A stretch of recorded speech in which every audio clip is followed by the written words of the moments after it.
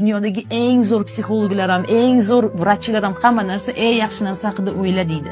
Yaxshi narsa haqida o'yla. Xuddi Ibn Sino aytganidek, insonni kasallik emas, uni fikrlari kasal qiladi, uni fikrlari o'ldiradi deganlarda, iymon pasayib ketsa ham ishonch susayib ketadi-da, o'sha odam qo'rquvda yashashni boshlaydi. Bo'ldi, fikr, xayol faqat qo'rquvda. Nimadir boshlasam o'xshamaydi, nimadir qilsam agar bo'lmaydi.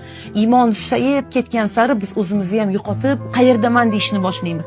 Iymonki susaydi, energiya ham tabiiyki susayadi. Psixologiyada ham xuddi shunaqa. Psixologik fikrlaringizni bitta talqin qiling. Qayerda yashayapsiz? Agar fikrlaringiz, xayollaringizda faqat o'tmishda yashayotgan bo'lsangiz, agar o'sha kovlab qaysidir o'tib ketgan zamondagi bo'lib o'tgan voqeani, yo kelajakda doimiy xavotirda nima bo'larkin, o'xsharmikin, pulim tugarmikin, pulim bo'larmikin degan xavotirda yashaysiz ham, tabiiyki butun energiyangiz shu narsaga ketadi. Energiya bu hamma narsa. Sizni diqqatingiz qayerda bo'lsa, bilingki energiya o'sha yerga ketaveradi va o'sha narsa hayotingizda ko'payadi.